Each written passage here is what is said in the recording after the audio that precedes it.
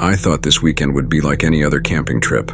Just the four of us, the woods and the stars. We'd been planning it for months, Jason, Emma, Luke and I, friends since college, bound by countless adventures in the wild. This time, we picked the Black Hills of South Dakota. Jason said it was perfect, remote, beautiful, and far from any distractions. He was right.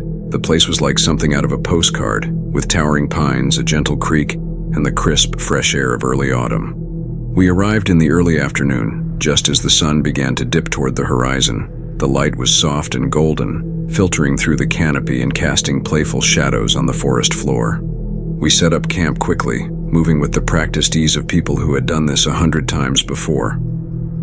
Luke pitched the tents, Emma gathered firewood, and Jason and I got the fire going. It felt good to be out there, surrounded by nothing but trees and the gentle sounds of nature. By dusk, the fire was crackling, and we were sitting around it, laughing and telling stories. Jason was in the middle of one of his famous tales, a wild story about our near miss with a bear on a camping trip a few years back, when I heard it for the first time. A faint cry, almost lost in the wind. I stopped, my laughter catching in my throat. At first I thought it was my imagination, but then it came again, soft but unmistakable. A baby crying somewhere in the distance. I glanced around at the others, trying to gauge if they had heard it too. Jason kept talking, his voice animated, but I could see Emma's brow furrow. She had heard it. Luke seemed oblivious, busy poking at the fire with a stick.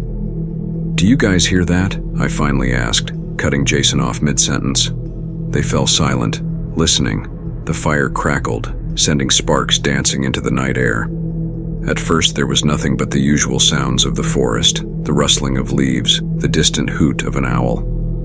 But then, there it was again, a soft wail, a baby's cry, carried on the wind.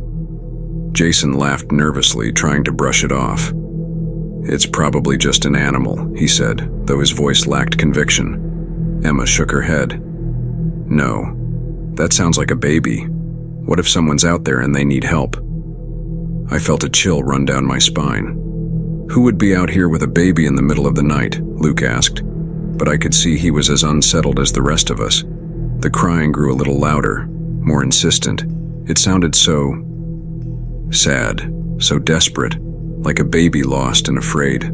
I felt a tug in my chest, a mix of fear and concern. Emma stood up, determination written on her face. "We should check it out. What if someone's really in trouble?" Jason hesitated but finally nodded. "All right, but we stick together. We check it out, and if we don't find anything soon, we come back." We grabbed our flashlights and a small first aid kit just in case. The forest seemed to swallow us as we stepped away from the light of the campfire. The trees grew denser, their branches like fingers reaching out to grab us. The crying continued, always just ahead, always out of reach, drawing us deeper into the woods. The further we walked, the colder it got. I could see my breath now, little clouds of white mist in the beam of my flashlight. Mia shivered beside me. "Do you think we're close?" she whispered, her voice tinged with worry. Emma shook her head, her eyes scanning the trees. "It sounds like it's just a little farther." But no matter how far we walked, the crying seemed to remain the same distance ahead, always just out of sight, just beyond the next line of trees.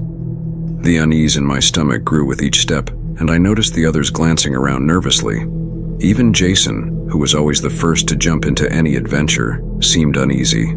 We must have walked for at least 20 minutes, maybe more. The trees around us grew thicker, their branches interwoven like the bars of a cage. The path we had been following became less clear, the leaves and underbrush thicker. I tried to keep track of our direction, but everything looked the same dark shapes, the same towering trunks, the same shifting shadows. Then suddenly, we stepped into a small clearing, and the crying stopped.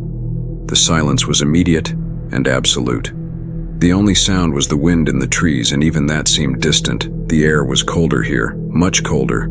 I pulled my jacket tighter around me, my fingers numb. I felt like something was watching us, lurking just beyond the edge of the clearing, hidden in the shadows. Jason broke the silence, his voice tense. "Okay, this is getting weird. Maybe we should turn back."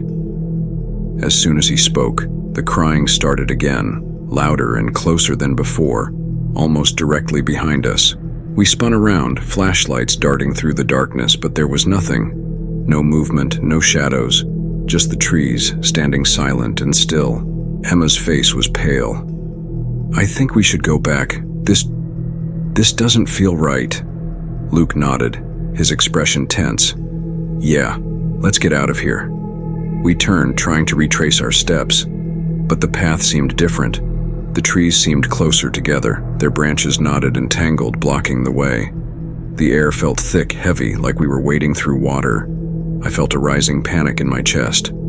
"Are we lost?" Mia whispered, her eyes wide with fear. I didn't know what to say. I didn't want to admit that we might be.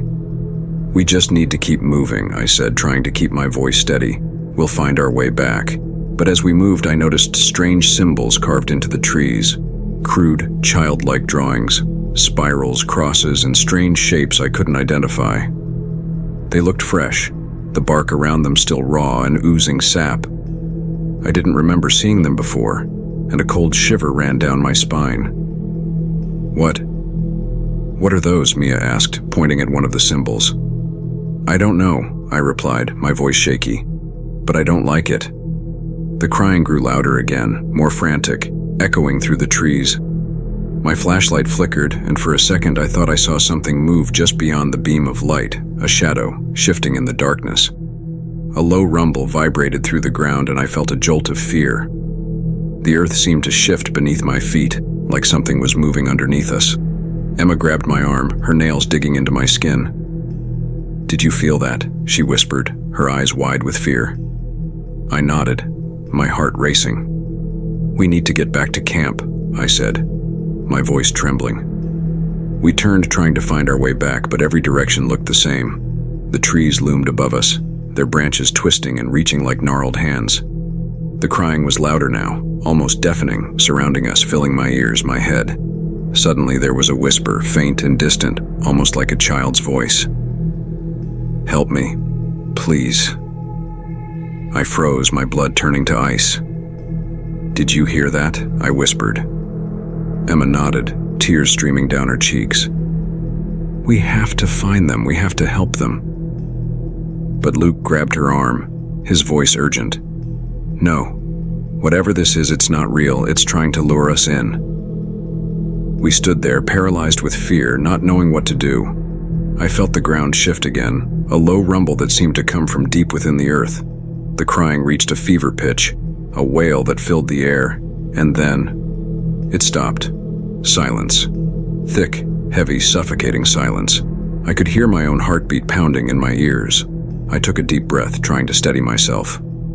"We need to get out of here," I said, my voice barely a whisper. We turned, moving faster now, almost running. The forest seemed to open up around us, the trees thinning, the air growing warmer. I saw a flicker of light through the trees, our campfire. Relief flooded through me. We stumbled back into the campsite, panting, our breath coming in ragged gasps. The fire was still smoldering, a few embers glowing in the dark. We collapsed around it, too scared to speak, too scared to move. The crying had stopped completely. The woods were silent again, except for the soft rustling of leaves in the wind. I glanced around, half expecting to see something lurking in the shadows, but there was nothing, just the trees and the darkness. What was that?" Mia whispered, her eyes wide with fear. I shook my head, staring into the dark. "I don't know. But it wasn't human." We packed up our things quickly, not bothering to eat or rest. We needed to get out of there, away from those woods. None of us could shake the feeling that we were being watched, that something was still out there, waiting. We left at first light, the sky just beginning to lighten with the dawn. As we drove away, I felt a weight lift from my chest, but I couldn't shake the feeling that something was still following us, just out of sight. I glanced in the rearview mirror, half expecting to see something moving through the trees, but there was nothing. Just the endless expanse of the forest, dark and silent. We never spoke of that night again. We went our separate ways, but the memory stayed with me, always at the back of my mind. Sometimes late at night I would hear it, a soft, distant cry echoing in my mind. A cry that called me back to the woods, deeper into the shadows, to a place I never wanted to go again. But the worst part was, sometimes, I thought I saw things in the corner of my vision, a flicker of movement, a shadow shifting in the darkness, and then I would hear it again, just for a moment. That same, distant cry, echoing through the night. A cry that would never be answered. A cry that still haunts me to this day.